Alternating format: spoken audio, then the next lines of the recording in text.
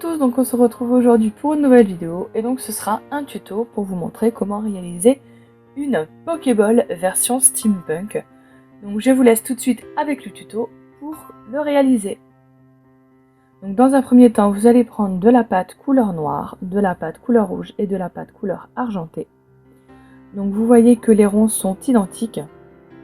Je vais prendre en porte-pièce et donc là je viens couper la moitié du rond rouge et je viens insérer la moitié du rond couleur argentée.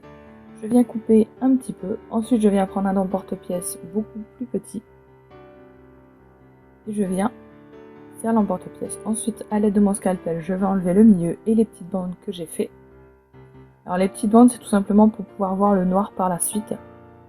Et ensuite, je vais prendre mes demi-cercles, on va dire comme ça.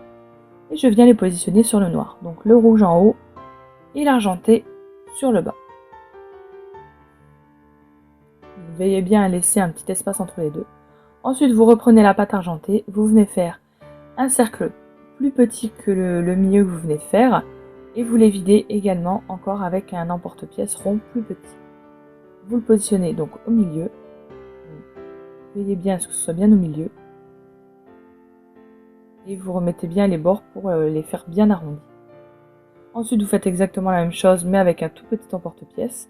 Et vous venez mettre la petite boule au milieu. Donc là, la petite boule, j'ai eu un peu de mal à bien la mettre au milieu. Je me suis repris à plusieurs fois. Et donc ensuite, ça va venir, on va passer à la partie, entre guillemets, mettre le steampunk. Donc là, vous faites ce que vous voulez. Donc moi, là, j'ai fait des petits ronds, pas des petits trous, pardon. Ensuite, avec le manche de mon scalpel, j'ai texturé le rouge pour faire comme un effet de plaque de métal. J'ai fait des petits trous tout le tour. Et ensuite, avec différents tampons engrenages de steampunk, je suis venue mettre 2 tampons donc de chaque côté. Je suis venue refaire des petits trous. Là, j'en ai fait 4 beaucoup plus gros. Où je vais venir faire un très fin boudin de noir. Et je vais en faire 4 petites boules pour les mettre dans les petits trous que j'ai fait beaucoup plus gros pour faire comme si c'était des petites vis.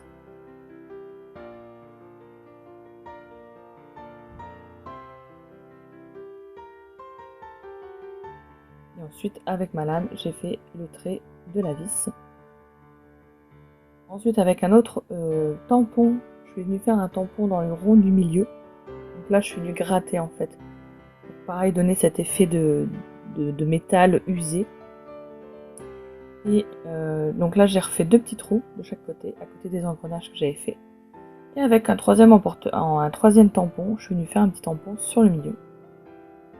Donc voilà ce que ça vous donne donc une fois cuit et verni. Donc je l'ai monté en porte-clés parce que mon mari adore jouer à Pokémon Go, donc j'ai fait ce porte-clés pour lui. Donc j'espère que ce petit tuto très simple vous aura plu. Je vous dis à très bientôt pour de prochaines vidéos.